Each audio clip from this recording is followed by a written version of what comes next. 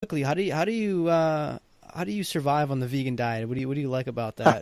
And what do you Where eat do I for get my foods? protein? Yeah, exactly. Yeah, the age-old question.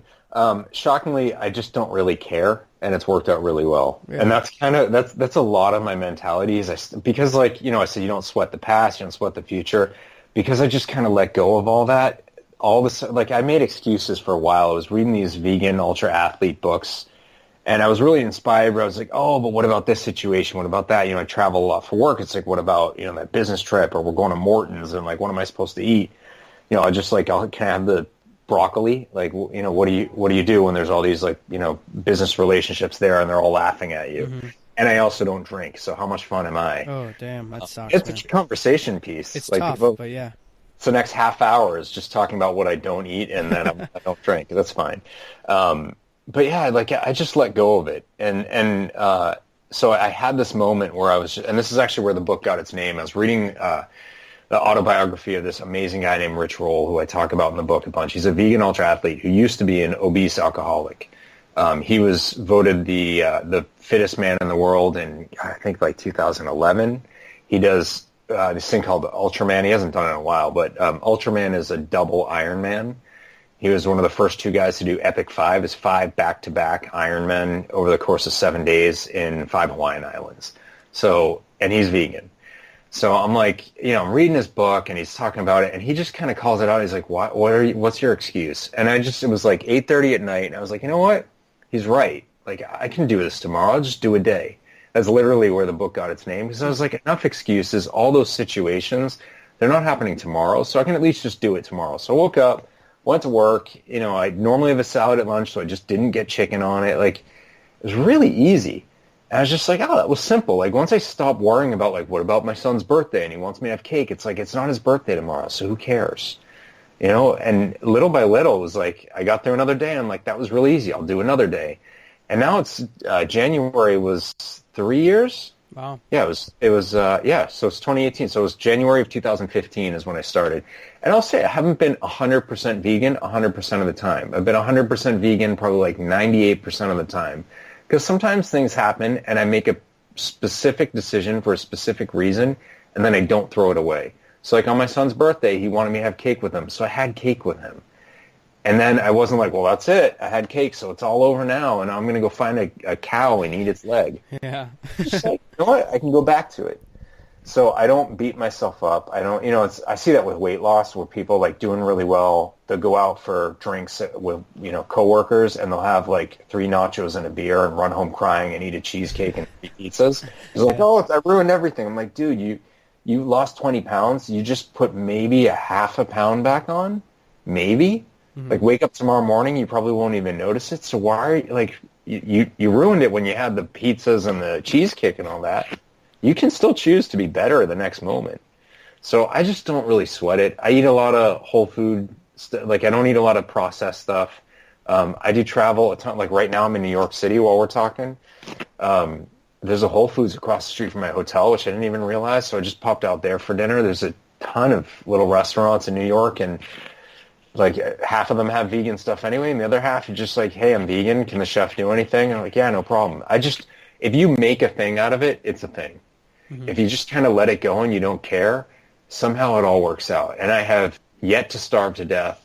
I have yet to have my weight vary more than a couple of pounds. The only time it really went down was I was a vegan when I did the marathon, and dude, like those long run days, I need to eat between 9 and 11,000 calories, and I'm sorry, like that's a lot of lettuce.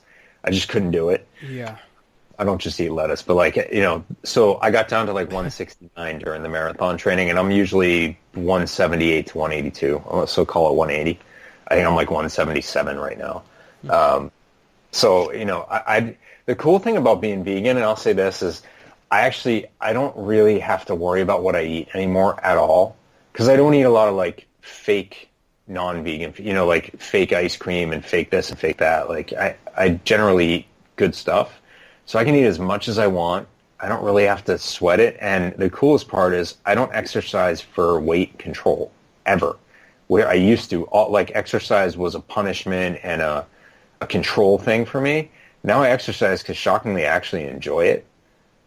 And like that's awesome. Like then it's purely like, stress relief, and that's when I was watching Narcos. So no just shit. it's a hard question to answer because I just don't care. No, Like I eat healthy and I don't have to think about it, and somehow I'm still alive, and it's worked out really well. And you should see like my blood test results at my physical every year. It's awesome. yeah, no shit, man. Yeah, I mean, there's a lot to that. I bring guys on like that, health experts all the time, and one of the recurring themes that a lot of them say is having a lot more plant-based diet, like 70 to 80%. Like that's kind of the way, and then or the other way is ketogenic, which is totally like opposites, ketogenic and a plant-based diet. But there's a lot to be said about switching your fuel source and sticking to that, like one or the other kind of thing. I mean, there's good research into both of them, but hey, man, if it works for you, keep doing it. It seems like you're absolutely crushing it. And, and I don't get preachy. Exactly. I hate that same shit. thing with the drinking. Like, you do what you want to do. It's your body and your life. Just do it for your own reasons. Exactly. And I can tell people who focus on, like, if people are drinking and they start obsessing about how I'm not, it's because there's something going on inside of them about what they're drinking. Mm-hmm. It's not about me. Like, why is it so uncomfortable for you that I'm not drinking right now? Because you've got an issue with you drinking. And I don't go into that with them, but but that's the reality of it. Yeah. What I've learned is there's a lot of broken people out there, and my position has changed in them where I'm not like, the guy's an asshole.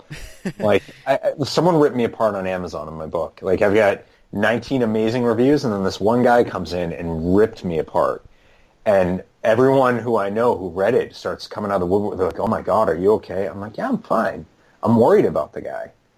He wants his money back, and if I wish I knew where he was so I could give it to him. And if you read his other reviews, he reads all these self-help books and then he rips them apart. And I'm like, he's not just a jerk. He's actually like, the guy's got to be really hurt and he's trying to find help. Yeah. He's not, and so he's lashing out. I'm like, I don't care that he said mean things about my book or me. He doesn't know me. It's fine. I just feel like this is someone who's really hurting and needs help. And that's what you learn about people, is all these outward things, from the little kids that we were talking about to grown adults. There's something at play inside of them that they're not in touch with and need help getting to. Brian, what is a final send-off, takeaway message you'd like to leave our Elite Man audience, and then a place that our listeners can check out more about your work, especially the book? Normally, I would pick some kind of quote from Buddha, but I think for this audience, we were getting at it before, men, especially like in your 20s and stuff, guys, just self-love. And I'm not talking about being egotistical pricks. I'm talking about, like, honestly, not the cover-up social media look good kind of stuff. I'm talking about really deep down. Do you actually think you're good? Do you think you deserve it? Do you think you're capable? Work on that. Just like allow for the fact that actually you could be a great human being who can achieve what you want to achieve. Forget the outward appearance part. If I could leave them with anything, start with that, and then you've just got this platform to just destroy everything you want to do in your life, which is an awesome place to be. Love it, man. And a place our listeners can check out more about you. Yeah, so you mentioned it before. Just hit doadaybook.com. It's a book called Do a Day book. I link everything up there. So I write for Inc. magazine every week. A lot of the articles are tied to this. They're kind of businessy themed, but you can get to the Inc. articles. I'm super active on Twitter. It's at Brian Falchuk, but then you got to learn how to spell my name. So if you just go to doadaybook.com, it's all linked up there. And of course, you can get the book and stuff. And it's on paperback, Kindle, iBooks, Nook, Audible. Like, it's in every format you can imagine. So yeah, it's all out there. doadaybook.com, and you can get to everything. Awesome. Brian, thanks again for coming on the show, man. Really do appreciate it. And I know our guys are going to love this one. So take care, and I'll talk to you soon. Sounds good, man. All right, guys, I hope you enjoyed that episode. But before you go, there's one last thing I need you to do. I need you to subscribe to this podcast right now if you haven't already. By subscribing to the podcast, you get every single episode the minute they're released. Get all of our Elite Man podcast interviews with all of our incredible world-class guests from the lifestyle, health, fitness, business, and social worlds absolutely free. Subscribe now, guys, if you haven't already, and enjoy all future episodes. And yes, if you do love the podcast, leave us an awesome review. We really do appreciate it.